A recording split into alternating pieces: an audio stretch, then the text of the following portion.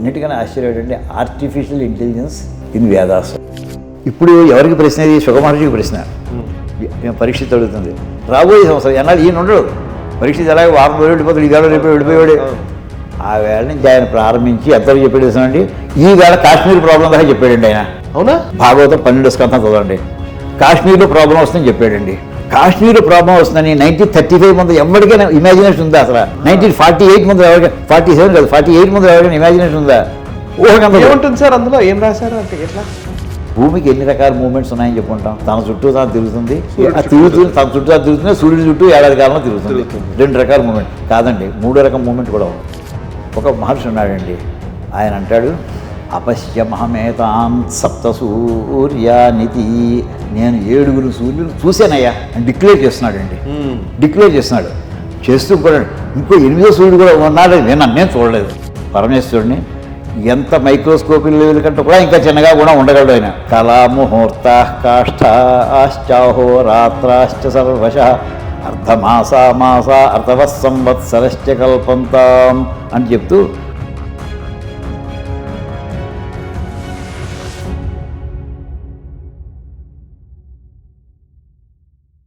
నమస్తే, welcome to Nationalist hub. భారతదేశము వేదభూమి, జ్ఞానభూమి, ఇంకా చెప్పాలంటే ప్రపంచానికి ఒక విశ్వగురు స్థానంలో ఉండేటువంటి పవిత్రమైనటువంటి పుణ్యభూమి. ఆధునిక సైన్స్ భారతీయ తత్వ విజ్ఞానము లేదా భారతీయ సంస్కృతి, భారతదేశంలో ప్రాచీన ఋషుల జ్ఞాన పరంపరకు పూర్తి విరుద్ధంగా ఉందనే భావనలు పదే పదే మన పైన జొప్పిస్తూ వచ్చారు చాలా సంవత్సరాలుగా. ఈవెన్ ఆధునికులు చాలా మంది దాన్ని నమ్ముతున్న వాళ్ళు కూడా ఉన్నారు. ఎందుకంటే ఏముంది అసలు పాతకాలంలో అంతా కూడా భారతదేశంలో ఏమీ లేదు, అసలు ఇక్కడ ఏమీ చెప్పలేదు, ఏమీ తెలియదు వీళ్ళకి, అసలు వీళ్ళకి నాగరికత నేర్పింది ఆంగ్లేయులు అనే భావన మనలో ప్రోధి చేసే ప్రయత్నం ఒకవైపు జరుగుతూ ఉంటే, ఇంకొక వైపు మొత్తం వేదాల్లోనే ఉన్నాయి, అంతా అసలు వేదాలే మనకు చెప్పాయి, అసలు ఆ రోజుల్లోనే అంతా జ్ఞానం అంతా ఉంది అని వేగ్గా మాట్లాడే వాళ్ళు కూడా, పండితులుగా పేరు తెచ్చుకున్న వాళ్ళు కూడా కొంతమంది కనబడుతూ ఉన్నారు. ఈ సైన్స్ పేరిట ఆధునికులేమో వేదాల్ని లేకపోతే మన భారతీయ జ్ఞానాన్ని అంతా అవహేళన చేస్తున్నటువంటి సందర్భాలు ఉన్నాయి. అన్ని వేదాల్లోనే ఉన్నాయి అని పుస్తకాల్లో రాసిన వాళ్ళు కూడా ఉన్నారు. ఈ నేపథ్యంలో అసలు మన భారతీయ ప్రాచీన ఋషి పరంపర, వారి జ్ఞాన భాండాగారమైనటువంటి మన భారతీయ సాంస్కృతిక వారసత్వాన్ని ఈ కాలానికి అన్వయించగలిగే వ్యక్తులు ఎవరైనా ఉన్నారా అని ఆలోచిస్తున్న టైంలో తక్కువని తెలుగునాట ఉన్నటువంటి ఒక మహాపండితుడి గురించి నేను మీకు పరిచయం చేయబోతున్నాను. వారెవరో కాదు, వేద భారతి అనే ఒక సంస్థని నడుపుతున్నటువంటి వ్యక్తి శ్రీ రేమెళ్ల అవధానులు గారు.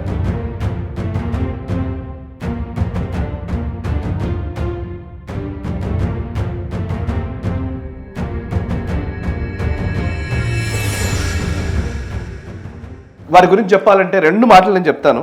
వారు సంస్కృతం చదివారు, యజుర్వేదాన్ని అవపోసన పట్టారు, ఇండియన్ ఆస్ట్రానమీ గురించి, ఖగోళ శాస్త్రానికి సంబంధించి, జ్యోతిష శాస్త్రానికి సంబంధించినటువంటి విశేష అధ్యయనం చేశారు, మీమాంస శాస్త్రాన్ని చదివారు, వేదాంత శాస్త్రం గురించి వారు అద్భుతమైన అధ్యయనం చేశారు. అంతేకాదు ఈ కాలపు కంప్యూటర్ కి సంబంధించినటువంటి అనేక విషయాలు, కంప్యూటర్ సైన్స్ లో ఉన్నటువంటి అనేక మెళకువలని తొలితరం నేర్చుకున్నటువంటి వ్యక్తుల్లో, నేర్పించినటువంటి వ్యక్తుల్లో వారొకరు.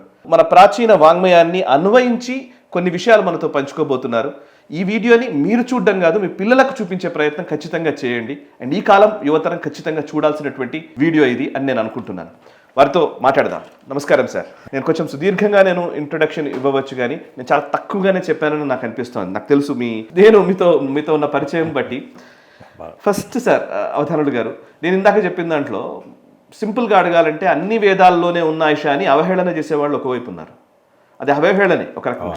కానీ వేదాల్లోనే ఉన్నాయి అని నిరూపించలేని ఆసక్తితో ఉన్నటువంటి అనేక మంది పండితులుగా పేరుగన్న వాళ్ళు కూడా ఈ మధ్యకాలంలో తిరుగుతున్నారు. దాంతో ఏమైపోయిందంటే వీళ్ళు మాట్లాడే మాటలేమో నమ్మశక్యంగా లేవనిపిస్తోంది, వాళ్ళు చెప్పేవేమో ఒప్పుకోవడానికి వీలు లేదనిపిస్తోంది. ఈ మధ్యలో దీన్ని అనుసంధానించడం ఎలా? అంటే పరమేశ్వరుని అనుగ్రహం లభిస్తేనే ఈ రెండింటికి సమన్వయం కుదురుతుందండి. అంతే. అయితే వేదాల్లో అసలు వేదం యొక్క ఆవిర్భావం ఎలా జరిగింది, పరమేశ్వరుని యొక్క ఉచ్ఛ్వాస నిశ్వాస రూపంలోంచి మనకి వేదాలు బయటకు వచ్చాయని చెప్పుకుంటూ ఉంటాం. సో అది శాశ్వత సత్యాలు అవి. ఇటు సైన్స్ ఎలా డెవలప్ అవుతుంది, అది సత్యం కోసం అన్వేషణలో అది బయలుదేరింది. ఒకటి సత్య స్వరూపమైంది, ఆ సత్యాన్ని అన్వేషణ చేస్తున్నది. ఈ రెండు భిన్నమైనటువంటి అంశం. అయితే వాటి అప్రోచెస్లో తేడాలు ఉన్నాయి. వేదం అది వేదవాక్ అంటారు, అంటే అది ఫైనల్ అని, అది ఫైనల్. ఇంకా అందులో ఇంక మార్పులు చేర్పులు అక్షరం లెవెల్లో కానీ, శబ్దం లెవెల్లో కానీ, ఉచ్చారణ రూపంలో కానీ, అర్థం రూపంలో కానీ మార్పు చేసేటటువంటి అవకాశం లేదు. అది ఫైనల్ అని అంటారు మన ప్రాచీన మహర్షి పరంపర అంతా కూడా. ఇటుపక్కన సైన్సు అది ఎప్పటికప్పుడు డెవలప్ అవుతూ వస్తుంది. ఎప్పటికప్పుడు డెవలప్ అవుతుందంటే ఇది ఎవర్ ప్రోగ్రెసివ్ అని అంటాం, అంటే ఇట్ ఈజ్ నెవర్ పెర్ఫెక్ట్ అని అర్థం. సైన్స్ ఈజ్ నెవర్ పెర్ఫెక్ట్, ఎప్పటికప్పుడు అలా మారుతూనే ఉంటుంది. ఇంప్రూవ్ అవుతుంది అంటారు. ఇంప్రూవ్ అవుతుందో లేదో నాకు తెలియదు, కానీ అది మారుతున్నటువంటి విషయం అందరూ అంగీకరిస్తారు. So it is never perfect. ఏ రోజున మనకు అందిందో అది నెవర్ పెర్ఫెక్ట్. అయితే తాత్వికంగా దాన్ని అన్వేషణ చేస్తున్నటువంటి వాళ్ళు చేసే కృషిలో కొంతమంది కనీసం డెఫినెట్గా సత్యం కోసం అన్వేషణ చేస్తున్నామని ఖచ్చితంగా చెప్పచ్చు, అందులో అనుమానం లేదు. ఈ సైన్స్లో కూడా ఈ రెండింటికి సమన్వయం ఎక్కడ కుదురుతుంది అంటేనండి, మనకి వేదం సంపూర్ణంగా లభిస్తే ప్రతి వాక్యాఖ్యను మనం మోడర్న్ సైన్స్తో చూడడానికి ట్రై చేయొచ్చు. ఇవాళ సంపూర్ణ వేద భాగాలని మనకు లభించటం లేదు.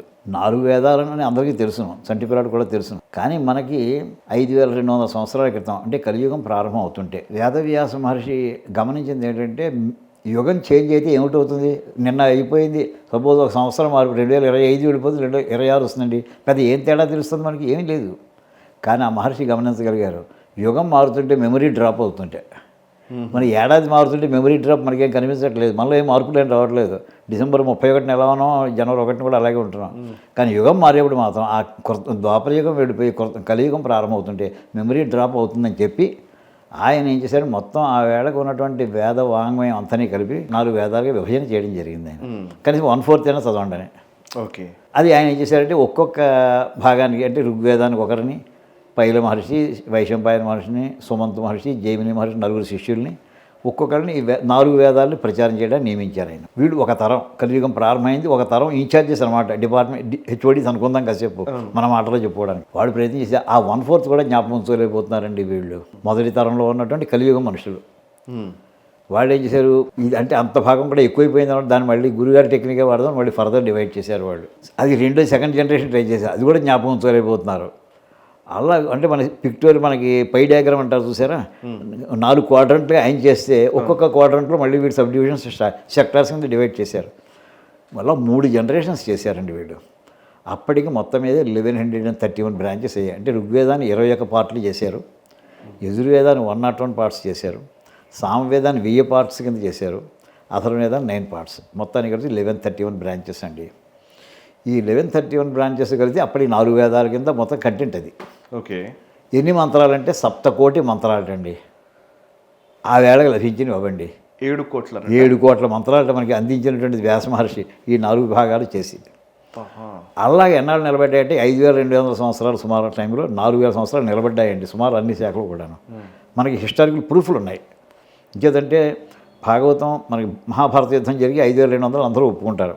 కలియుగం ప్రారంభమే కూడా అసలు ఎప్పుడంటే మహాభారత యుద్ధం అయ్యాక ఆయన 36 సంవత్సరాలు ధర్మరాజు పరిపాలన చేశాడు. పరిపాలన అయ్యింది, ఆయన 36 సంవత్సరాలు కృష్ణ పరమాత్మ నిర్యాణం చెందారు. అయిపోయిన వెంటనే వారం రోజులలోపుగా ఆయన మొత్తం రాజ్యం అంతా కూడా పరీక్షిత్ అప్పచెప్పేసి మహాప్రస్థానం బయలుదేరారు 6 కూడా వీళ్ళు. అంటే పరిపాలన 36 చేసినట్టు ఆయన 37 సంవత్సరాలతో తిరగడంతో సరిపోయింది వాళ్ళకి. అదే అంటే ఏ క్షణంలో కృష్ణ పరమాత్మ నిర్యాణం చెందారో ఆ క్షణం నుంచి కలియుగం ప్రారంభం. ఓకే, అంటే మహాభారత యుద్ధం ప్రారంభించిన ఆ కాలానికి ఇంకో 36 ఏళ్ళు గడుపుకుంటే ఆ వేళ కలియుగం ప్రారంభం అండి సుమారుగా. అప్పటి నుంచి 4000 సంవత్సరాలు నిలబడ్డాయి, అంటే ఆల్మోస్ట్ గత 1000 ఏళ్ల క్రితం దాకా అన్నమాట. మధ్యలో మనకి పతంజలి మహర్షి రాసినటువంటి వ్యాకరణాన్ని మహాభాష్యం రాశారు. అందులో ఆయన 1130 శాఖలు సుమారుగా ఉన్నట్టుగా ఆయన రాశారు. 1131 చెప్పారు ఆయన. ఉంటేనే రాస్తారు, లేకపోతే ఎందుకు రాస్తారు ఆయన. మా తర్వాత శంకరాచార్య వారు విష్ణు సహస్రనామం అనే భాష్యం రాశారు. సర్వదృగ్వ్యాస అనే పదానికి రాస్తూ మళ్ళీ అక్కడ వేదశాఖలు ఎన్ని ఉన్నాయి ఆయన రాశారు. మళ్ళీ 1131 శాఖలు పేర్లు చెప్పారండి. అంటే శంకర్ల కాలానికి. శంకర్లు క్రీస్తు పూర్వం 500 కొంతమంది అంటారు, క్రీస్తు శకం క్రీస్తు తర్వాత 700 800 అని కొంతమంది అంటారు. ఏదైనా శంకర్లు రాసిన భాష్యంలో ఉంది. సో లేటెస్ట్ తీసుకున్నా కానీ 800 AD అని అనుకున్నా ఈవేళ నుంచి 1200 సంవత్సరాల క్రితం దాకా ఉండేవి అని అలా తీసుకోవచ్చు. మనకు ఉన్నటువంటి సాక్ష్యాలు బట్టి. మనకి స్వతంత్రం వచ్చాడు 1947 నాటికి 12, 13 మిగిలేయండి. 1131 శాఖలది 12, 13లోకి వచ్చేసాయి 1947కి. అదే 1131 ఒకటి శంకరులు ఉన్న టైంలో ఉండేవి మెన్షన్ చేసినవి. అంటే 4000 సంవత్సరాలు నిలబడ్డాయి అనమాట. 4000 సంవత్సరాలు నిలబడ్డాయి. బట్ ఆ తర్వాత ఇప్పటికి వచ్చేసరికి ఈ 1000 జరిగిందంటే విధర్మీయుల దురాక్రమణలు, విదేశీయుల పరిపాలనలు, మన వాళ్ళకి ఆత్మవిస్మృతి, అంతే. ఇది కూడా ప్రధానమైన కారణం. దాంతో మనకి దక్కించుకునేది అంతంటే ఇండిపెండెన్స్ 12, 13 దక్కేయండి. అది అలా ఆ 12 కూడా మిగలేదు. 1991 వచ్చేప్పుడు 7 తగ్గిపోయిందండి. అంటే కొండ మీద బండ జారిపోతుంది. జారిపోతుంటే మీకు ఎక్కడ 1131, 12 ఎక్కడ, 7 ఎక్కడ, అలాగే వదిలేస్తే ఇంకా అంతర్ధానం అయిపోవడానికి 1-2 తరాలు చాలు అసలు, అంతకంటే ఎక్కువ పట్టదు. మనకి ఈవేళ మనం చెప్పుకునే చర్చ అంతా కూడా ఈ 7 గురించి మాట్లాడుతున్నామండి. 7 శాఖలను చూసి ఇవాళ మనం నిర్ణయించగలం. మీరు అడిగిన ప్రశ్నకు సమాధానం కూడా ఇంత కథ చెప్పాల్సి వచ్చింది. అంటే సైన్స్ తోటి ఉంది అని చెప్పడానికి, ఉందా లేదా అని చెప్పాలంటే నా సంపూర్ణమైన వేదాంతాలు లభిస్తే వేదం ఉన్నాయో లేదో అటు తేల్చవచ్చు. సమగ్రమైన వేదభాగం అంతా నా దగ్గర లేదు అసలు. ఉన్నటువంటి 7 అయితే ఇంకా అదనంగా మేము ప్రయత్నం చేసాం, ఒక 4 దొరికాయి, మొత్తం 11 దొరికాయండి. దాంతో శబ్దవేదన గ్రంథాన్ని నిర్మాణం చేసుకోవడం ఏమండి. ఈ 11 శాఖలనే మనం కన్సిడరేషన్ పెట్టుకుంటే సంపూర్ణమైన వేదభాగం కాదు అది, వేదభాగం ఏం కాదు అది, అసంపూర్తిగా లభిస్తున్నటువంటి వేదభాగంతో ఇప్పుడు మనం చర్చ చేయబోతున్నాం. అది సైన్స్తో సరిపోతుంది. అసలు ఎంత కరెక్ట్ అది ఏమండి. అంటే సైన్స్ వేదంలో అన్నీ ఉన్నాయా అంటే అన్నీ ఉన్నాయని ఎలా చెప్పగలను నేను? అన్నీ లేని మాత్రం ఎలా చెప్తాం? ఏమో మిగతా వాటిలో కూడా ఇవే విషయాలు ఉన్నాయేమో ఎవరికి తెలియదు. అవి అన్నీ దక్కినప్పుడు, లభించినప్పుడు అవి చూస్తే ఇవే డూప్లికేట్ అయ్యా, రిపీట్ అయ్యాయా, అవి అంటే ప్రస్తుతం ఉన్నటువంటి వాంగ్మయంతో సైన్స్ని కంపేర్ చేద్దామండి. అక్కడికి వస్తాం మనం. ఓకే, ఇప్పుడు కంపారిజన్లో మనం అనేక అంశాలు, ఇది ఒక పెద్ద సముద్రం లాంటిది కాబట్టి ఎక్కువ విషయాలు నేను ఒకటేసారి మాట్లాడి మనం చేయలేము. ఇది ఒక సిరీస్ లాగా చేస్తే బాగుంటుంది. మొదట నాకు అసలు ఇప్పుడు మనం డిసెంబర్ నెలలోకి వచ్చాం కాబట్టి ఇప్పుడు చర్చ అంతా కూడా ఏంటంటే ఈ కాలం మీద చర్చ జరుగుతూ ఉంటుంది కదా సార్. క్యాలెండర్ ఇయర్ మారడము, ఈ అందరూ ఏం మాట్లాడతారంటే గ్రెగరియన్ క్యాలెండర్ గురించి, ఈ చరిత్రని బేస్ చేసుకుని మన చర్చ అంతా జరుగుతూ ఉంటుంది. అసలు కాల గణన మన పూర్వీకులు ఎలా కాలాన్ని గణించారు, మనం కాలం అంటే మన దృష్టిలో ఏంటి, ఇప్పుడు మనం మాట్లాడుకున్న క్యాలెండర్లు, టైంలు, ఇవన్నిటికీ మన పూర్వీకుల ఆలోచనకి అసలు ఏమైనా సారూప్యతలు ఉన్నాయా? దీన్ని విభేదించే విధంగా ఏమైనా ఉన్నదా? అసలు కాలం ఒక పదార్థమా కాదా? అది ఊహాజనితమా కాలం అనేది? మన వాళ్ళు కాలాన్ని పరమేశ్వర స్వరూపంగా భావించారు. పదార్థమా శక్తి పక్కన పెట్టండి.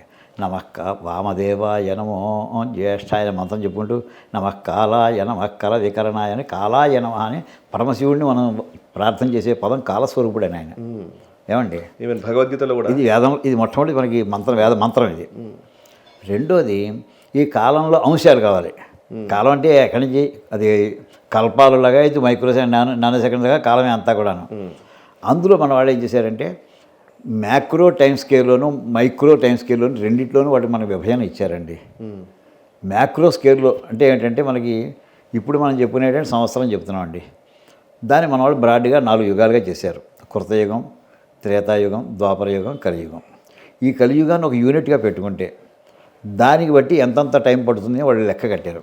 మన కాలగణనలో కలియుగం 4,32,000 సంవత్సరాలు, ద్వాపర యుగం 8,64,000 సంవత్సరాలు, త్రేతాయుగం 12,96,000 సంవత్సరాలు, కృతయుగం 17,28,000 సంవత్సరాలు.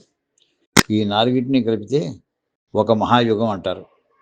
అంటే ఈ మహాయుగంలో 43,20,000 సంవత్సరాలు ఉంటాయి. అటువంటివి 71 మహాయుగాలని ఒక మన్వంతరం అంటారు. ఇటువంటివి 14 మన్వంతరాలు కలిస్తే ఒక కల్పకాలం అవుతుంది. ఒక కల్పం అని కూడా అంటారు. ఇది బ్రహ్మగారికి ఒక పగలు కానీ ఒక రాత్రి కానీ దాంతో సమానం అవుతుంది. అంటే ఒక బ్రహ్మగారి ఒక రోజు అంటే ఒక పగలు ఒక రాత్రి కలిపితే అప్పుడు 2 కల్పాల కాలం అన్నమాట. అంటే 2 కలిపితే, అంటే 2 కల్పాలు కలిపితే ఆయన ఒక 24 అవర్స్ మనకి లెక్క కింది డే అండ్ నైట్ అవుతుంది. ఆయనకు డే అండ్ నైట్ అవుతుంది, రాత్రి పగలు అవుతుంది. అలా ఆయన 100 సంవత్సరాలండి. అదేంటండి, ఇలాంటి బ్రహ్మరు ఎంతమంది పుట్టారో తెలియదు అని అన్నారండి. అంటే మన వాళ్ళు కాలం చెప్పడానికి దానికి ఏం చెప్పాలి? అక్కడ ఎవరో ఉండాలి కదా. ఉన్నాడు ఒక ఆయన, ఎవరంటే మహాకాళేశ్వరుడు ఉన్నాడు. ఆ మహాకాళేశ్వరుడు ఇలాంటి బ్రహ్మలందరూ చూస్తూ ఉంటాడు ఆయన. మన ఉజ్జయినిలో ఉన్నటువంటి మహాకాలం యొక్క ఆ ఎందుకు చెప్పానంటే రిఫరెన్స్, మహాకాలం అనేటువంటి దాన్ని దర్శించగలిగారు మన వాళ్ళు. ఆ పరమశివుడిని సాక్షాత్కారం చేసుకోగలిగారు, కాలస్వరూపుడిగా సాక్షాత్కారం చేసుకున్నారు. టైం రూపంలో ఉన్నటువంటిది మహాకాళుడు అంటే శివలింగం భావించుకోకండి, టైంని ఆరాధన. అక్కడ టైం ఎటువంటి టైము మ్యాక్రోస్కోపీలో హయ్యెస్ట్, ఎవరు ఊహించలేరు. బ్రహ్మలు ఎంతమంది బ్రహ్మలు వెళ్ళారో చెప్పలేనంత కాలానికి ఆయన అధిపతి. ఏమండి అది ఆ పక్కన వెళ్ళారండి. అంటే చిన్న ఉదాహరణకి చెప్పాం. ఓకే. ఇంకా మైక్రోస్కోప్లో కండి దీన్ని మన వాళ్ళు సెకండ్లో 10 లక్షల వరకు కూడా పేర్లు పెట్టేశారండి. దీనికి మనకి ఉపనిషత్తులో గల యజుర్వేదంలో, కృష్ణ యజుర్వేదంలో 82వ పన్నం ఆఖరి పన్నం, ఆరణ్యం 82 ఆఖరి పన్నం అంటారు. దాని పేరు మహానారాయణ ఉపనిషత్తు. అందులో ఒక మంత్రం ఉందండి. ఈ మైక్రోస్కోపిక్లో ఉండే టైం అంశాల పేరు అంటే పరమశివుడిని మహానారాయణుడు, నారాయణ అన్న మనకి శివుడని ఒకటే భావండి. పరమేశ్వరుడిని ఎంత మైక్రోస్కోపిక్ లెవెల్ కంటే కూడా ఇంకా చిన్నగా కూడా ఉండగలడు ఆయన. కళాముహూర్త కాష్టాశ్చాహో రాత్రాశ్చ సర్వశ అర్ధమాస అర్థవత్సంవత్సరశ్చ కల్పంతాం అని చెప్తూ చాలా ఒక చిన్న టైం యూనిట్ ఒకటి మెన్షన్ చేశారు అక్కడ. కొన్ని కళలు, ముహూర్తములు, కాష్ట అనేది కూడా ఒక టైం యూనిట్ అండి. కాష్ట అంటే కర్రీలు, ఇంకో అర్థం తీసుకోవద్దు. కాష్ట అనేది ఒక టైం ఏమండి. అలా వాటితో బిల్డప్ అవుతుందని చెప్పుకొచ్చారు. అలాంటి చెప్పుకొస్తూ మన వాళ్ళు వాడినటువంటి పారిభాషిక పదాల్లో ఒక లవ అంటే వేధ అనే పదం వాడుతుంటారండి. 3 అంటే సరదాగా చెప్తాను, ఈ పదాలు వినండి ఒక్కసారి. ఇప్పుడు జనం వినలేదు ఈ పేర్లన్నీ కూడా. ఏమండి 3 వేధల్ని ఒక లవ అంటారు, 3 లవలని ఒక నిమేషం అంటారు. నిమిషం కాదు, నిమేషం. 3 నిమేషాలు ఒక క్షణము. ఒక క్షణంలో వస్తూ ఉంటాం ఎప్పుడైనా. అంత ఏదో అనేసినంత తేలిక కాదండి అక్కడ అది. ఏమండి 5 క్షణాలు ఒక కాష్ట. ఇప్పుడే చెప్పాను, వేదంలో చెప్పినటువంటి కాష్ట అనే పదం చెప్పారండి. 5 కాష్టలు ఒక నాడిక, 2.5 నాడికలు ఒక ముహూర్తం, 3 ముహూర్తాలు ఒక యామం. ఏమండి 8 యామాలు ఒక అహస్సు అంటే ఒక పగలు 24 అవర్స్, 15 అహస్సులు ఒక పక్షం, 2 పక్షాలు ఒక మాసం, 6 మాసాలు ఒక అయినం, 2 అయినాలు ఒక వర్షం అని ఈ రకంగా మైక్రోస్కోప్కి వెళ్ళి దీనికి ఇంకా ఎంతో ఒక విపల అంటే 0.4 సెకండ్ని విపల అని పేరు కూడా ఉంటుందండి. ఇంకో రకమైన నొటేషన్ ఇది. ఓకే. అలాగే విపల, విఘటిక, ఘటిక, నక్షత్ర ఇలా రకరకాల టెర్మినాలజీతోటి మన మహర్షులు ఇచ్చినటువంటి జ్ఞాన సంపద ఏంటంటే కాలానికి అటు మైక్రోస్కోపిక్ లెవెల్లోనూ ఆల్మోస్ట్ మీకు నానో సెకండ్ వరకు వాళ్ళు టైం యూనిట్స్ డిఫైన్ చేశారండి. అంటే ఆ టైం యూనిట్లో వాళ్ళు డిఫరెన్స్ చేసేది థియరిటికల్ రాసేసి కూర్చోవడం కాదు, అక్కడ జరిగే తేడాలు ఎలా ఉంటాయో కూడా వర్ణించగలిగారు. అవునా? అది ఇప్పుడు మీరు సెకండ్కి నిమిషానికి తేడా ఫీల్ అవుతున్నాం లేదా, వాళ్ళు అది ఫీల్ అవ్వగలిగారు వాళ్ళు. ఓకే, అందుకే వాళ్ళు చెప్పగలిగారు వాళ్ళు. చూడకుండా మన థియరిటికల్ ఎంతైనా వేసేయచ్చు, పాయింట్ చెప్పేస్తే లేదు, వాళ్ళు ఫీల్ అవ్వగలిగారు వాళ్ళు. దాని ఉదాహరణ చెప్తారు వాళ్ళు. చిన్నది తామర పువ్వు అప్పుడే వికసించిన తామర పువ్వు పట్టండి, ఆ ఆకులన్నీ రేకులన్నీ విప్పేసేయండి, ఓ దొంతర కింద పెట్టండి, అప్పుడే తయారు చేసిన కొత్త సూది పట్టరండి, కొత్త సూది పైనుంచి కిందకు ఒకసారి పొడవండి, పైన ఉన్నటువంటి రేకులుగా అయితే కింద వరకు వెళ్ళిపోతుంది కదా, ఆ టైంని లెక్క వేసి దాన్ని ఎన్ని రేకులు ఉన్నాయి భాగించమన్నారు. అర్థమైందండి మీకు? అది మీకు మనకి పొడిస్తే ఎంతసేపడుతుంది, అప్పుడే తయారు చేసిన తుప్పటని సూది అనుకోండి, షార్ప్గా ఉంది, పొడిచిన వెంటనే వెంటనే అంటాం, వెంటనే కాదు, ఏదో కొంత టైం పట్టింది కదా నీకు. ఆ టైం పట్టిందంటే దాంట్లో భాగాలు ఎలా చూడాలంటే ఒక్కొక్క రేకు ఇప్పుడు ఎన్ని రేకులు ఉన్నాయి లెక్కెట్టు, అన్ని రేకులు చీల్చుకుంటూ వెళ్ళింది కదా, అది ఫీల్ అవ్వడం అంటే అది వర్ణనలు ఉన్నాయి, దాన్ని వర్ణన చేశారు. ఆ వర్ణన ఉంది, త్రుటి ఇలాంటి పేర్లని పెడతారు వాళ్ళు. అలాంటి దాన్ని త్రుటి అని ఇలాంటి పేర్లు రకాలు పెట్టారు. అలా వాళ్ళు ఉదాహరణతో చెప్పారు వాళ్ళు. ఉదాహరణ ఎక్కడ థియరిటికల్గా వేసేసి అంకెలు వేసేసుకో, పాయింట్ 0 వేసేసుకో అలా చెప్పలేదు వాళ్ళు. ఉదాహరణ చెప్పారు, ఇంత టైం దాని అంత టైం వస్తుంది, దానికి ఈ పేరు పెడుతున్నాము అలా నిర్ణయించారు. ఇలా చెప్పినటువంటి ఈ కాలగణన మీదండి జ్యోతిష్ శాస్త్రంలో ఈ కాలం యొక్క స్వరూపాంతనే కానీ అంటే ప్రస్తుతం వర్తమాన కాలం అంతం చూస్తూ ఉంటాం. మహానుభావులు మహర్షులు వాళ్ళు అనేక కోణాల్లో ఈ కాలాన్ని వాళ్ళు ఫీల్ అవ్వడానికి, అనుభూతి పొందడానికి వాళ్ళు ప్రయత్నాలు చేశారండి. మనం పుట్టని క్రితం 10 తరాల వెనకాల ఏం జరిగిందో ఇప్పుడే చెప్పగలనా అని ప్రశ్న అండి. నేను చూడలేదు, నేను పుట్టలేదు అసలు. అవును ఏమండి, కానీ 10 తరాల వెనకాల జరిగిందని అన్నారు. అది జరిగింది అవునా కాదని వెరిఫై చేయాలండి, మార్గం ఉందా లేదా అది కనుక్కున్నారండి. ఇంతేకాదు ఇంకో 1000 ఏళ్ళ తర్వాత ఏం జరుగుతుంది, ఎవరు ఉండం మనం, ఏం జరుగుతుంది అది చెప్పాలండి. ఇది జరిగేయండి. భాగవతంలో పరీక్షిత్ ఈ ప్రశ్న అడుగుతాడండి. ఓకే, భాగవతం జ్యోతిష్ శాస్త్రం పుట్టిందా? లేదు, పుట్టడం ఎప్పుడో పుట్టింది పరమేశ్వరుడు. నేను అన్నాను జ్యోతిష్ శాస్త్రం పుట్టడం అనేది అనకండి, ఇది పరమేశ్వరుడే జ్యోతిష్ శాస్త్ర స్వరూపుడు అని చెప్పాను. కాలస్వరూపుడు ఆయనే జ్యోతిష్, ఆయన గురించి ఆయనే చెప్పుకోవాలి. ఏమండి ఈ వేదము పరమేశ్వరు యొక్క స్వరూపమే. ఆ వేదంలో మంత్రాలు కనిపిస్తున్నాయి మనకి, ఆ కాలం యొక్క అంశాలు కూడా అక్కడ వేదంలో కనిపిస్తున్నాయి. సో వేదంలో కనిపిస్తున్నటువంటి కాలాంశములన్నీ కూడా పరమేశ్వర స్వరూపములే. అది వేదమే పరమేశ్వర స్వరూపం. అంటే పరమేశ్వరుడే సంపూర్ణ కాలజ్ఞాని. ఆయన మళ్ళీ ఇగో నా దగ్గర ఇలాంటి జ్ఞానం ఉందని ఆయన తరం వాళ్ళకి బ్రహ్మగారికి చెప్పాడు. ఆ బ్రహ్మగారు ప్రజాపతులు చెప్పారు, ప్రజాపతులు మన మహర్షులు చెప్పారు, ఆ మహర్షుల ద్వారా మనకు వచ్చింది. ఇది పరంపర అనుకుందామండి. ఏమండి ఇప్పుడు పరీక్షిత్ మహారాజు శుక మహర్షిని మనం ఏమంటాడు, మోక్షం గురించి దేనికోసం వచ్చాడు, 7 రోజుల్లో నీకు మరణం ఉంది తక్షకుడి చేతిలో అన్నాడు. అందరూ నాకు ప్రాణం పోకుండా ఉండాలని లేదా మోక్షం దేవుడు ఆయన వెంటనే మహర్షులు అందరినీ నాకు మోక్షం వచ్చి మార్గం ఏంటి చెప్పండి అన్నాడు. ఒకటే ప్రశ్న, ఎలా చచ్చిపోతాను ఇంక అయిపోయింది.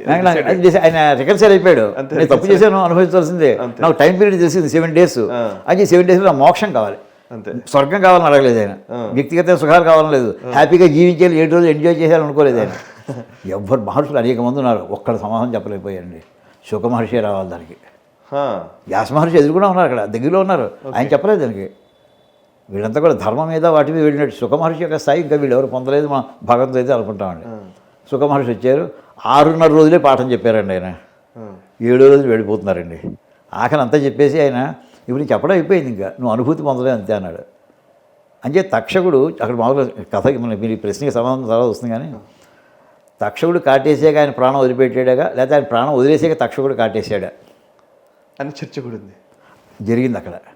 ఆయన ఏంటంటే శుక మహర్షి చెప్పినటువంటి ఆత్మజ్ఞాన బోధ చేత ఇతను పరమేశ్వరుడు తాదాత్మ్యం చెందిపోయాడండి. ఇంకా 7వ రోజు ఇంకా రాకుండాను, 7వ రోజు పూర్తి కాకుండా ఆయన తక్షకుడు ఇంకా రాలేదు.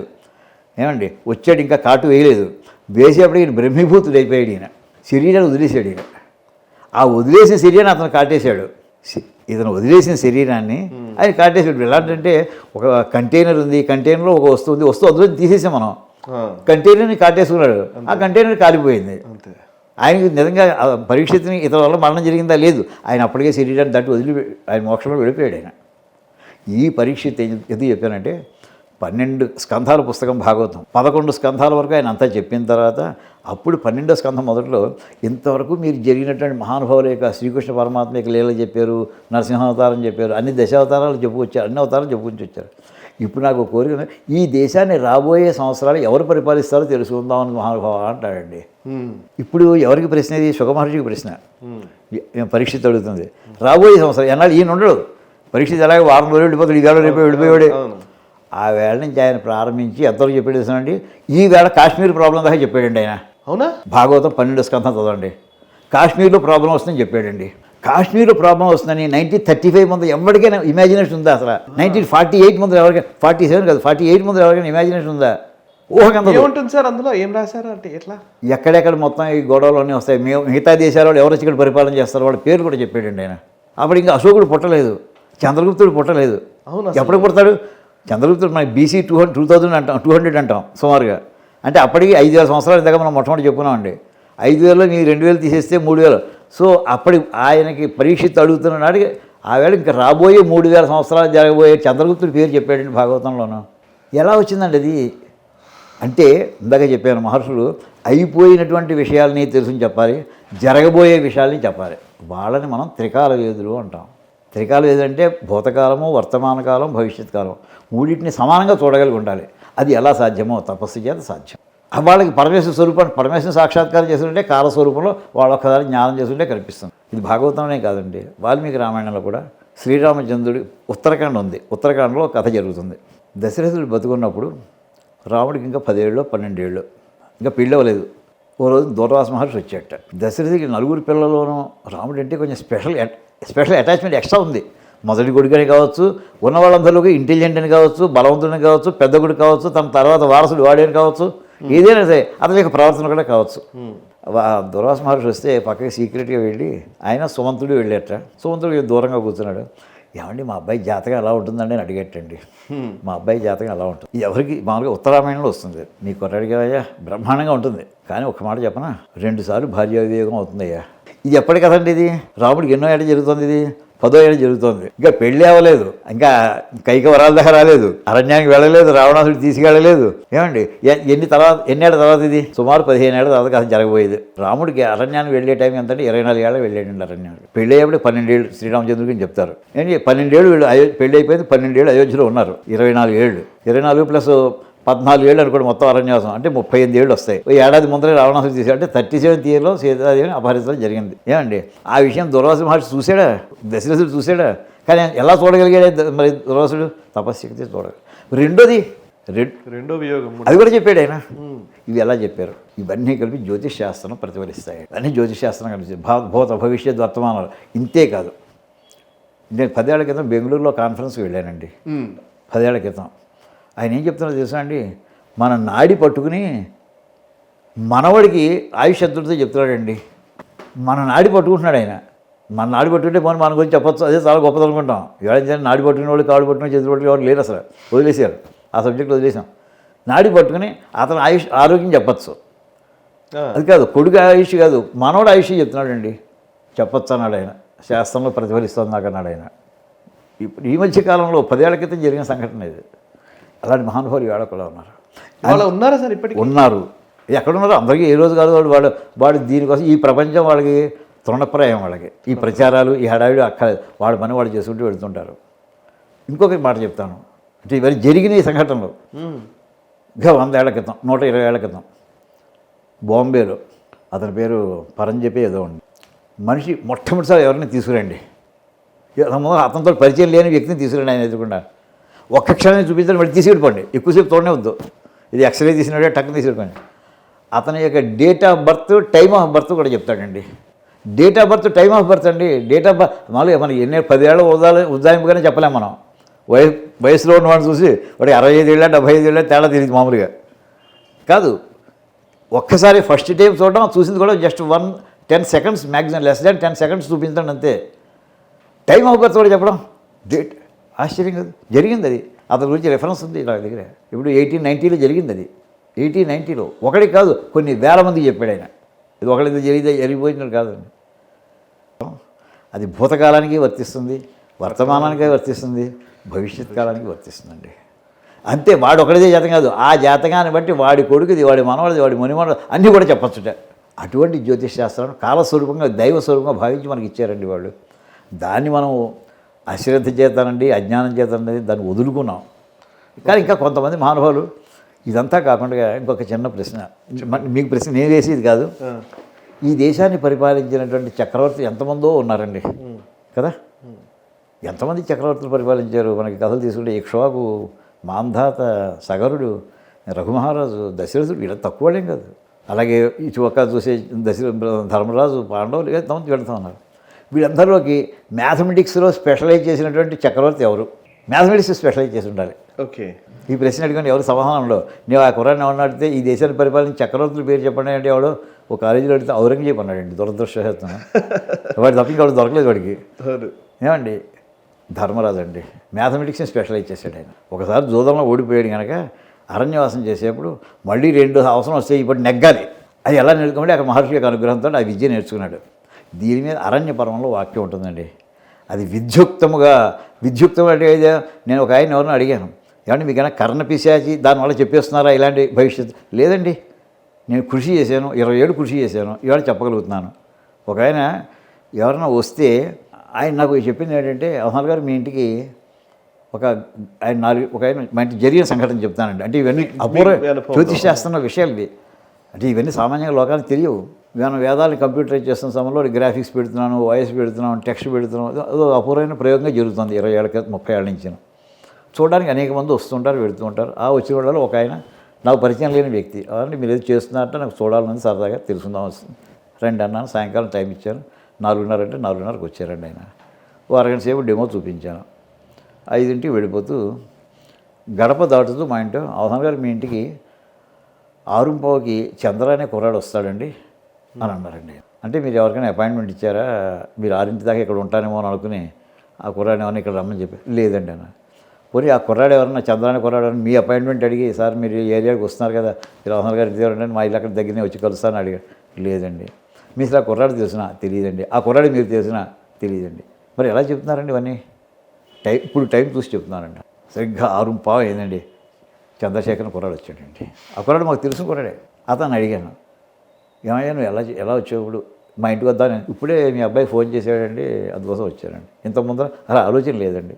అంటే 5ంటికి ఆయన చెప్పే టైంకి ఆ వస్తున్న కుర్రాడికి తెలియదు మన ఇంటికి రావాలని ఆలోచన, సంకల్పం కూడా లేదు. జరగబోయేటటువంటి విషయం అతనిలో ప్రకోపించినటువంటి ఏ శక్తి అయితే ఉందో ఆయన ముందర గ్రహించగలిగారు. ఆయన ఎలా చేశారని అడిగాను నేను. ఇది శాస్త్రం కృషి చేశానండి, అర్థమైంది నాకు. మీరు కృషి చేయండి, మీకు వస్తుంది. అది 20 ఏళ్ళు శ్రమ పడాలి, అహోరాత్రాలు కృషి చేయాలి. అలా చెప్పేటటువంటి మహానుభావులు ఉన్నారండి. అంటే ఏంటంటే వాడు అలాంటి తపస్సు, అది తపస్సే. ఆ తపస్సు చేస్తే భూత భవిష్యత్ వర్తమానాలు స్పష్టంగా కనిపిస్తుంటాయండి. దాన్ని మన వాళ్ళు సంక్షిప్తంగా జాతకం అన్నారు, జ్యోతిష్ శాస్త్రం అన్నారండి. అది కానీ ఈ మధ్య ఇది కేవలం వ్యాపారంగా మారుతున్న సందర్భాలు ఒకవైపు ఉన్నాయి. మీరు నిజంగా లైవ్ ఎగ్జాంపుల్స్ చెప్తున్నారు, మీ ఎక్స్పీరియన్సెస్ చెప్తున్నారు ఒకవైపు, కానీ అది అందరి పరిస్థితే కదా. ఇప్పుడు చూడండి, సైంటిఫిక్ ఆస్పెక్ట్స్ తీసుకుందామండి. మన పురాణాల కథలే తీసుకుందాం, ధ్రువోపాఖ్యానం తీసుకుందాం. ధ్రువుడి కథ తీసుకోండి. అవును, ధ్రువుడికి 5 ఏళ్ల పిల్లవాడు. ఏమండి, వాళ్ళ సునీత కొడుకు అతను వాళ్ళ నాన్న ఒళ్ళో కూర్చుందామంటే సవితల్లి అడ్డపెట్టింది, అవును, తోసేసింది. నా కడుపును పుట్టినవాడికే తండ్రి ఒళ్ళో కూర్చుని అధికారం ఉంటుంది తప్ప నీకు లేదని తోసేసి వెంటనే ఏడుస్తూ ఇంటికి వెళ్ళి అమ్మ నేను విష్ణుమూర్తి తపస్సు చేస్తాను అన్నాడు. వెళ్ళమంది ఆవిడేం చేయలేక హెల్ప్లెస్సే కదా, వెళ్ళాడు తపస్సు చేశాడు. 5 నెలలే తపస్సు చేశాడండి. అతను చేసిన 5 నెలల తపస్సుకి విష్ణుమూర్తి ప్రత్యక్షం అయ్యాడు. దాని బ్యాక్గ్రౌండ్ చెప్తారు. అతని కింద జన్మల్లో కొన్ని వేల జన్మల నుంచి తపస్సు చేస్తున్నట్టు దాని పుణ్యఫలం ఈ జన్మలో వచ్చే అదృష్టం ఉంది అతనికి. అది ఈ జన్మలో చేసిన 5 నెలలకి తపస్సుకి చేయలేదు ఆయన. 5 నెలలు ప్రత్యక్షం అయ్యాడండి. ప్రత్యక్షం అయిన తర్వాత ఇతను అడిగిందండి, మా నాన్న ఒళ్ళు కూర్చోవాలి, నాకు ఆ వరం ఇమ్మన్నాడండి. ఆ వరం ఎంత చిన్నదిగా అనిపిస్తుందండి. తర్వాత బాధపడుతుంది, అరే రే మోక్షం అడగవలసినటువంటి వాడిని ఇదేం కోరిక అసలు అని తర్వాత బాధపడుతుంది. భాగవతం ఎంత వస్తుంది అక్కడ జరిగిన సంఘటన. అప్పుడు విష్ణుమూర్తి ఏమంటాడు తెలుసునా అండి, ఆ కథ చెప్తాను. చిన్న శ్లోకం చదివి చెప్పండి సార్. మన తెలుగులో భాగవతం ఉందండి, అది చెప్పండి. పోతన గారి భాగవతంలో నువ్వు మీ నాన్న ఒళ్ళో కావాలని అడిగావు, నేను ఇంకా ఎక్స్ట్రా ఇస్తాను నీకు, ఎన్నాళ్ళు ఉంటావు అంటే నువ్వు పరిపాలన చేయాలి, పెద్దవాడు అవ్వాలి, పరిపాలన చేయాలి, తర్వాత నా దగ్గర రావాలి నువ్వు అంటూ ధీరవ్రత రాజన్య కుమారక నీ హృదయమందు మసలిన కార్యంబు ఆరూఢిగని ఎరుంగుదును ఆరయన్ అది పొందరానిదైననో ఇస్తును. నువ్వు అడిగింది ఎలాంటిదైనా ఇస్తాను, నేను అడిగాను నువ్వు చేసిన తపస్సుకి. నీకు చెప్పబోయేదంటే అది ఎట్టిదైనా ఇప్పుడు ఇవ్వబోయేది ఎటువంటిదంటే ఏందేని మేధియందు పరిభ్రామ్యమాన గోచక్రంబునంబులే గ్రహ నక్షత్ర తారాగణ జ్యోతిశ్చక్రంబు నక్షత్ర రూపంబులైన ధర్మ అగ్ని కశ్యప శక్రులను సప్తఋషులను తారకా సమేతుడి ప్రదక్షిణంబు తిరుగుతుండరు. అట్టి ధ్రువక్షితి అను పదంబు ముందర 26,000 ఏండ్లు నన్ను ప్రాపింతువు అని అంతండి. ఏమిటైనా ఇచ్చింది ఏంటంటే ఒక ధ్రువ ప్రాంతం ఉంది ఏమండి, ఆ ప్రాంతం చుట్టూ అది ధ్రువ నక్షత్రం అంటాం. ఆ ధ్రువ నక్షత్రం సప్తఋషి మొత్తం అన్ని నక్షత్రాలు తిరుగుతూనే ఉంటాయి, అది మాత్రం కదలదని అంటారు. దాని చుట్టూ మొత్తం సప్తఋషి మండలం తిరుగుతుంటుంది. మిగతా నక్షత్ర మండలం అది మాత్రం పోల్ స్టార్ అంటాం మన వేళ. ఆ పోల్ స్టార్ చుట్టూ మొత్తం అన్నీ తిరుగుతూ ఉంటాయండి. అది ఫిక్స్డ్గా ఉంటుంది, నార్త్ సైడే కనిపిస్తుంటుంది. ఏమండి అని అనుకుంటూ ఉంటారు అది కదలదని, కానీ అది కూడా కదలదు. ఇప్పుడు సైన్స్లో గారు చెప్పేది అది. ఏమండి అక్కడ నీకు ఎలా ఉంటావు అంటే నీకు 26,000 సంవత్సరాలు నీకు నేను టైం ఇస్తున్నాను, అక్కడ నువ్వు పరిపాలన చేసిందో అప్పుడు వస్తాను. ఏమిటి 26,000 సంవత్సరాలు సిగ్నిఫికెన్స్ ఏంటి సిగ్నిఫికెన్స్ అంటే సైంటిఫిక్గా తీసుకోండి. భూమికి ఎన్ని రకాల మూమెంట్స్ ఉన్నాయని చెప్పుకుంటాం. తన చుట్టూ తాను తిరుగుతుంది, తన చుట్టూ తిరుగుతుంది, సూర్యుడి చుట్టూ ఏడాది కాలంలో తిరుగుతుంది. 2 రకాల మూమెంట్ కాదండి, 3వ రకం మూమెంట్ కూడా ఉంది. భూమికి ఒక అక్షం ఉంది, ఉత్తర ధ్రువము దక్షిణ ధ్రువం కలిపితే రేఖ ఇమాజినరీ లైన్ ఊహించుకోండి, అది యాక్సిస్ అంటాం. అది యాక్సిస్ మీద తిరుగుతుంటుంది తన చుట్టూ తను తిరగడంలో. ఆ యాక్సిస్ పాయింట్ ఫిక్స్డ్ అని అనుకుంటూ ఉంటాం. కాదండి, ఇప్పుడు బొంగరంలో తిరుగుతుంది అంటాం. బొంగరం పడిపోయేప్పుడు అది కొంచెం వాలుతూ ఇలా నెలలాగా వాలుతూ తిరుగుతూ ఆగిపోతుంది, పడిపోతుంది, అలాగే పడిపోతుంది. అలాగా ఈ భూమి యొక్క అక్షం ఒక్క డిగ్రీ సెకండ్స్ దగ్గర మినిట్స్ దగ్గర ఉండకుండా అది మెల్లగా చిన్న సర్కిల్ చేస్తూ ఉంటుందండి. ఆ సర్కిల్ చేయడానికి టైం 26,000 years. ఇది సైన్స్. అది సరిగ్గా అది ధ్రువక్షితి పథం అన్నట్టు చూడండి. ధ్రువుని యొక్క మార్గం అంటే ఆ నక్షత్రం యొక్క మార్గము. ధ్రువ నక్షత్రం కూడా కదులుతుంది. అది బయలుదేరినలాగా అయితే ఆ టిప్పు దగ్గర మళ్ళీ రావడానికి ఎన్నాడు 26,000 years పడుతుంది. అన్నాడు నీకు పరిపాలన టైం ఇస్తున్నానయ్యా. ఇది సైంటిఫిక్ విషయం కదండి. ఇది ఇప్పుడు కూడా ఇది జ్యోతి, ఇది ఇవాళ కూడా అంతే. Modern science fully accepted, established science. అపూర్వం ఇది. ఇది మరి ఎప్పుడు చెప్పేది? పోతన గారు భగవతం 600 సంవత్సరాలు అండి సుమారు అనుకుందాం. మరి పోతన గారు గురించి ఆయన ఆంధ్రీకరణ చేశాడు, ఆయన తెలుగులో చేశాడు. ఎందులో నుంచి? వ్యాస భాగవతం నుంచి. వ్యాస భారతి చెప్పడేవాడు సుమారు 5,000 సంవత్సరాల క్రితం ఉన్నాడు. అప్పుడు ఈ సైన్స్ ఎక్కడుంది, ఇంకోటి ఏముంది, టెక్నాలజీ ఎక్కడుంది? ప్రాచీన భారతీయం తప్ప. ఆ వేళ మరి ఇంత సైంటిఫిక్ విషయాన్ని చెప్పారా చెప్పలేదా? అయితే వాడు కూడా అనేక రూపాయలు చెప్పుండొచ్చు. 26,000 సంవత్సరాలు రౌండెడ్ ఫిగర్, 20,000 సంవత్సరాలు, 50,000 సంవత్సరాలు ఇలా చెప్పచ్చు కదా. లేదు, 26,000 లెక్క కట్టి చెప్పినట్టు. ఇంకా లెక్క అలా ఉంది కనుక ఇలాగా ఉండేటట్టు. దీనికి మన వాళ్ళు ఏం చెప్పారంటే అండి, మనకి ఈవేళ జనంలో ఇంతగా మీరు చెప్పినట్టుగా పూర్తిగా దీని గురించి అవగాహన లేకుండా మాట్లాడేయడం అది ఎక్కువ ప్రమాదం అవుతుందండి. అసలు జ్యోతిష్ శాస్త్రం అంటే ఇంగ్లీష్లో మార్చేస్తుంటాం. జ్యోతిష్ శాస్త్రం అంటే ఆస్ట్రానమీ అంటారు. మరి ఆస్ట్రాలజీ ఉంది కదా, ఇది కాదండి. అసలు ఈ 2 డెఫినేషన్స్ కూడా వర్డ్స్ అప్రాప్రియేట్ వర్డ్స్ కాదు. 10 రూపాయలకి అయితే 5 రూపాయలకి అయితే ఒకటే అవుతుందంటారా? 10 రూపాయలు 10 రూపాయలు, 5 రూపాయలు 5 రూపాయలే. జ్యోతిష్ శాస్త్రం దాని డెఫినేషన్ మన సంస్కృతంలో ఇచ్చారండి. స్కంధత్రయాత్మకం శాస్త్రం ఆద్య సిద్ధాంత సంజ్ఞిక, ద్వితీయో జాతక స్కంధ, తృతీయ సంహితాహ్వయ. ఇందులో 3 పార్ట్లు ఉంటాయి. పార్ట్ 1 పేరు సిద్ధాంత భాగం, అది వాళ్ళు పెట్టిన పేరు అది. 2వ భాగం జాతక భాగం, 3వ భాగం సంహితా భాగం. ఈ 3 కలిసిన దాన్ని జ్యోతిషశాస్త్రం అంటారు. మనం ఎస్ట్రానమీ దాన్ని పెట్టేసాం అనుకో, ఎస్ట్రానమీ అంటే స్కంధ భాగం అనుకుందాం, కాసేపు సిద్ధాంత భాగం అనుకుందామండి. జాతక భాగాన్ని ఎస్ట్రాలజీ అందామండి. మరి 3వ పార్ట్ ఉండిపోయింది కదా, సంహితా భాగం ఇంగ్లీష్లో ఏమంటావు నువ్వు? Other predictive methods. ఈ 3 కలిస్తే జ్యోతిషశాస్త్రం. నువ్వు అందులో ఒక పార్ట్ ఎస్ట్రాలజీ పట్టుకు జ్యోతిషశాస్త్రం, ఎస్ట్రాలజీ పట్టుకు జ్యోతిషశాస్త్రం ఎలా ఈక్వేట్ చేస్తావు? అసలు ఖచ్చితంగా తప్పది. రాంగ్ వర్డింగ్, నామిన్క్లేచర్ తప్పదు. ఇంగ్లీష్కి తెలుగుకి పర్ఫెక్ట్ మ్యాచింగ్ లేదు అక్కడ. ఇది సిద్ధాంత భాగం అంటే గ్రహ గణితం. గ్రహాలు ఎలా తిరుగుతాయి, ఏ చక్రాలు ఎలా తిరుగుతాయి. ఇప్పుడు మన వాళ్ళు దీని మీద మన అపోహల్లో చేసేది ఏంటంటే, ఒక సూర్యుడి గురించి తెలుసును, ఈ సూర్యగోళం, ఈ సూర్యుడి గ్రహం, ఈ గ్రహాలు, ఈ 9 గ్రహాలు ఏది తెలియదు వీళ్ళకి. ఎంత పొరపాటు! ఈ 9 గ్రహాలు మాత్రమే మాట్లాడతారు, ఇంకా చాలా గ్రహాలు ఉన్నాయి, ఇవన్నీ ఏదో ఇవాళ ఏం లేదు, అది తెలియదు. హబుల్ టెలిస్కోప్ వచ్చిందా, గెలీలియో టెలిస్కోప్ వచ్చినట్టే దాన్ని బట్టి వచ్చిన తర్వాత టెలిస్కోప్ ద్వారా తెలిసింది తప్ప బయట ఇంకో ప్రపంచాలు ఉన్నాయని, ఇంకో సూర్యుడు ఉన్నాయని, వీళ్ళకి ఈ ఒక్క సూర్యుడు తప్ప ఇంకో జ్ఞానం లేదు అని ఈవేళ అపోహ అండి. అవును, ఎంత పొరపాటు మాట్లాడుతున్నారో వాళ్ళు. ఏం నేనే అంటాను, నువ్వు చదివి మాట్లాడితే బాగుంటుంది, చదవకుండా మాట్లాడడం అర్హత లేదు. ఇప్పుడు సుప్రీంకోర్టులో ఆర్గ్యూ చేస్తామంటే వాడు మొట్టమొదట నువ్వు లా పాస్ అయ్యావని అడుగుతాడు, ఆర్గ్యూ చేసే ముందు అడ్వకేట్ని. తర్వాత రిజిస్ట్రేషన్ కూడా చేసి ఉండాలి. అవును, చదివేసింది చదవకుండా నా అంతటిని అడిగి కేసు ఆర్గ్యూ చేస్తున్నాడు, ఒప్పుకో, టైం వేస్ట్ వాళ్ళకి. ఆ రకంగా చూస్తే మనకి యజుర్వేదంలో ఆరణ్యకం అని ఉందండి. ఆరణ్యకం అంటే అందులో అరుణం అనే ప్రసిద్ధమైనటువంటి భాగం, అందరికీ తెలుసు, అరుణం అంటారు. ఆ ప్రశ్న అంటే చాప్టర్. అరుణ చాప్టర్లో ఎంతమంది సూర్యుడిని ఆవేళ అబ్జర్వేటరీ కింద వాడు చూసి ఎంతమంది ఉన్నారో వాళ్ళు కంక్లూడ్ చేసుకున్నారు. ఒక మహర్షి ఉన్నాడండి, ఆయన అంటాడు, అపశ్యమహమేతాం సప్త సూర్యానితి, నేను 7 సూర్యులను చూశానయ్యా అని డిక్లేర్ చేస్తున్నాడండి. డిక్లేర్ చేస్తున్నాడు. చేస్తూ కూడా ఇంకో 8వ సూర్యుడు కూడా ఉన్నాడు విన్నాను, నేను చూడలేదు. కశ్యపోష్టమ, దాని పేరు కూడా విన్నాను, దాని పేరు పెట్టేట కశ్యపుడు అని. 8వ సూర్యుడి పేరు 8 కశ్యపుట్ట. అది నేను చూడలేదు. అంటే ఫ్యాక్ట్ రికార్డింగ్ చేస్తున్నాడు ఆయన. 7 సూర్యుడు ఉన్నాడంటే ఈవేళ మనకి ఈ ఈవేళ మనం గమనిస్తున్నట్టు మనం ఉదయం చేస్తున్నటువంటి ఈ సూర్యుడికి దగ్గరలో ఉన్న ఆ సూర్యుడి పేరు ఏంటంటే అట్లాస్. 52 లైట్ ఇయర్స్ దూరంలో ఉందని సుమారుగా చెబుతూ ఉంటారు. అది దాటి ఇంకా ఎన్ని చూసాడు ఆయన మహానుభావుడు. ఇప్పుడు 7 సూర్యుడిని చూశానని చెప్తున్నాడు కదా, అది సైంటిస్ట్ అతను. మహర్షులు దర్శించిన, మహర్షి అనే పదంలో ఋషి అనే పదానికి ఏంటి, ఋషేర్ దర్శన, అది చూసిన వాడిని ద్రష్ట అంటారు. ద్రష్ట అంటే చూడడం. నేను చూసాను, ఫిజికలీ అబ్జర్వ్ చేశానయ్యా, నేను ఇమాజిన్ చేశాను చెప్పట్లేదు, చూశాను అంటున్నాడు. చెప్పి ఎంతమంది ఉన్నారు చివరికంటే సహస్ర సూర్యతాయ ఇది వైశంభ, ఎంతమంది ఉన్నారు అని, ఇంకా వేలాది సూర్యుడు ఉన్నారు అని అక్కడ చెప్తున్నాడు. అక్కడ సహస్ర సూర్యతాయ అంటే వేలాది సూర్యుడు అంటే గెలాక్సీని చూసినట్టు అనమాట. వాడు ఫీల్ అయ్యారు. వాడు తెలియదు ఎలా అంటారండి వీళ్ళు అసలు. అందులో మనకి ఎంత రిలవెంట్ అనేది తర్వాత విషయం. ఎక్కడో అనంతకోటి మైళ్ళు దూరంలో ఉన్నట్టు మన మీద ఇన్ఫ్లుయెన్స్ ఉండకపోతుంది. దగ్గరలో చంద్రుడి యొక్క ఇన్ఫ్లుయెన్స్ ఎక్కువ ఉంటుంది. ఎవరికైతే గ్రావిటేషన్ ఫోర్స్లో m1m2/d² m1m2 దగ్గర ఉన్నటువంటి ఫీల్ ఉంటుంది. ఇక్కడ అమెరికాలో ఉన్నటువంటి చెంబుకి గ్లాసుకి నా మీద ఇన్ఫ్లుయెన్స్ ఉండదు. గ్రావిటేషన్ ఫార్ములా తీసుకుంటాను. దగ్గరలో ఉన్న వస్తువులకి ఒకదానికి పరస్పరం ఉంటాయి. అది వాటి గురించి చెప్పలేదు వీళ్ళు. లోకహితం కూడా మనకి ప్రధానంగా పెట్టుకున్నారు వాళ్ళు.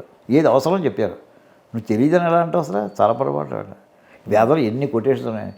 ఇంకా శతపథ బ్రాహ్మణ అయితే పుంఖాలు వేలాది కొటేషన్స్ మన ఎస్ట్రానమీ అంటే సిద్ధాంత. డౌట్ సార్, ఇప్పుడు మీరు అన్నది అది కరెక్ట్. యాక్చువల్లీ గెలీలియో సమయం వచ్చేసరికి గెలీలియో టెలిస్కోప్లో చూసి చెప్పాడు, అక్కడి నుంచే మనకు తెలిసింది అనే భావన వీళ్ళు చెప్తున్నారు కదా. ఇప్పుడు మీరు చెప్పిన ఇదంతా కూడా మనం ఒక భక్తి భావనతోటి కేవలం అది ఒక పురాణ ఇతిహాసాలు దాన్ని చదివే దాని లాగానే చూసి వచ్చామా, లేకపోతే దాన్ని సైన్స్కి అన్వయించుకోవడంలో ఎక్కడ పొరపాటు జరిగిందా? మీ అభిప్రాయం ఏంటి? ఉదాహరణ చెప్తానండి. వాళ్ళు కొన్ని సాధనాలు వాడారు, తపస్సు ఉంది, సాధనాలు వాడారు. ఎలా చెప్తానంటే మన హంపి విజయనగరం చూడండి. హంపి విజయనగరం అంటే ఎప్పటిది మనకి 1385లో హరిహరరాయలు బుక్కరాయలు వీళ్ళ ద్వారా మనకి మన విద్యారణ్య స్వామి వారి అనుగ్రహంతో విజయనగర సామ్రాజ్యం స్టార్ట్ అయింది. ఏమండి ఇప్పుడు హంపి విజయనగరంలో శిథిలాలు కనిపిస్తున్నాయి. ఎన్నాళ్ళైంది డెవలప్ చేయడానికి బట్టి ఆ శిథిలాలకి 100 ఏళ్ళు అనుకుందామండి. ఇంకేంటంటే 1500 సంవత్సరంలో మనకి కృష్ణదేవరాయలు పరిపాలన, ఇది 1785 అంటే ఆ వేళ నుంచి 115 ఏళ్ళకి సుమారు కృష్ణదేవరాయలు పరిపాలన. అతను 20 ఏళ్ళు పరిపాలన చేశాడండి. తర్వాత మళ్ళీ రామరాయలు ఇంకో 20 ఏళ్ళకి, అంటే సుమారు 1540 నాటికి సంపూర్తి అయిపోయింది ఈ వంశం. అంతే కదండి, విజయనగర సామ్రాజ్యం పతనం అయిపోయింది. అంటే ఎన్నాళ్ళు పట్టిందండి? 150 సంవత్సరాలు. గెలీలియో ఎప్పుడు పుట్టాడు అసలు మామూలు చెప్పాలంటే? గెలీలియో ఎప్పుడు పోయాడు అంత స్పష్టంగా తెలియదు. 1642లో పోయాడండి గెలీలియో. 85 ఏళ్ళు బతికాడండి. 80 అనుకుందాం కదా లెక్క కోసం. అంటే 1560 లేదా 1550లో పోవాలండి పుట్టుండాలి. అతను అప్పుడు పుట్టాక 40 ఏళ్ళకో 50 ఏళ్ళకో టెలిస్కోప్ కనుక్కున్నాడండి. అంటే 1600 సంవత్సరం రావాలి కదా. 1600 సంవత్సరం వచ్చాక అతను టెలిస్కోప్ కనుక్కుంటే అప్పటి నుంచి చూసాడని చెప్పాలి సైంటిఫిక్గా. ఆ తర్వాత మైక్రోస్కోప్, టెలిస్కోప్ వచ్చాక మైక్రోస్కోప్ వస్తుంది. హంపి వెళ్ళండి, హంపీలో శిథిలాలు ఒక చోట ఆకాశంగా గొట్టం వేసి చూస్తున్నట్టుగా బొమ్మ ఉంటుందండి. శిథిలాలు చెక్కి ఉంటుందండి. అది ఎలా వస్తుందండి? అది అప్పటికే జ్యోతిష్ శాస్త్రంలో కొన్ని యంత్రాలను వాడే పద్ధతులు ఉంది. భాస్కరాచార్య లీలావతి గణితాన్ని రాస్తూ సిద్ధాంత, అందులో రాసినటువంటి సిద్ధాంత శిరోమణి వాటిలో కొన్ని పరికరాలు వాడారు. ఆయన వాడిన ఆ వస్తువుల యొక్క వర్ణన ఉంది. ఎలాంటి గోళాలు దాన్ని ఎలా నిర్మాణం చేసాం, సిమ్యులేట్ చేసుకోవడం, విశ్వాన్ని ఎలా ఊహించుకోవాలి, వాటి గమనాలు, సూర్యుడు తిరుగుతుంది, చంద్రుడు తిరుగుతుండే భూమి చుట్టూ ఎలా ఊహించుకోవాలి, లెక్క కట్టుకోవాలి, ఫీల్ రావాలి. వాటికి యంత్రాలతో వాళ్ళు సిమ్యులేట్ చేసి చూసుకున్నారు ఇక్కడ వాళ్ళు ఊహాజనితంగాను. దాని స్పీడ్ దాంతో సరిపోతుంది లేదా అడ్జస్ట్ చేయి, అడ్జస్ట్మెంట్స్ దీని మీద చేసిన దాన్ని బట్టి దాన్ని ఆపాదించుకుని వాళ్ళు ఎక్కడ కట్టారు వాళ్ళు. సో ఆ రకమైనటువంటి డెవలప్మెంట్ ఈ దేశంలో జరిగింది. అసలు మనం కొన్నిటికి టైంకి కొన్ని అలవాటు పడ్డామండి. ఏంటంటే దీపావళి అక్టోబర్ నవంబర్లో మనం రావడం అలవాటు పడ్డామండి, అంతే కదండి. వినాయక చవితి వర్షాకాలంలో రావాలి, శ్రావణం, ఏమండి. ఇప్పుడు మీరు అన్నీ సూర్యుడి ప్రకారం చేసుకుంటూ వెళ్ళిపోయారు. ఇలా వదిలేసేవాడు కానీ సంబంధాలు కూడా వదిలేసేవాడి. వినాయక చవితి అసలు మార్చిలో వస్తుంది అనుకోండి, ఎలా ఉంటుంది, ఎండాకాలం వస్తుందండి. పూర్తిగా చంద్రుడి మీద ఆధారపడి అది ముస్లిమ్స్ చేస్తారు. అలా వాళ్ళు ఓన్లీ చంద్రుడే. వాళ్ళకి అయితే ఏడాది ముందుకు వచ్చేస్తుండే. వాళ్ళకి ఎప్పుడు కూడా వాళ్ళ పండుగలు ఒకే మాసంలో మనకి వచ్చిన దాంతో మ్యాచ్ ముందుకు వచ్చేస్తుండే. మనకి వర్షాలు వచ్చిన తర్వాత చెట్లు చామలన్నీ బాగా వికసిస్తుండగా, అప్పుడే నీళ్లు పుష్కలంగా ఉండగా, మొక్కలన్నీ పెరుగుతుండగా అప్పుడు చేసుకోండి వినాయక పండుగకి. అప్పుడు మీకు అన్ని రకాల పత్తులు దొరుకుతాయి. ఎండాకాలం మీ అన్నీ మాడిపోతే మీకు చెట్లే ఉంటాయి, దాని పత్తులు ఎక్కడి నుంచి వస్తాయి? కరెక్టే, అవునా కదా. అందుకోసం వాళ్ళు ప్రధానమైన అన్నిటికీ కూడా ఈ చంద్రునికి సూర్యుడికి గమనాన్ని ఎక్కడో తోడే సింక్రనైజ్ చేసేయాలని పెట్టారు.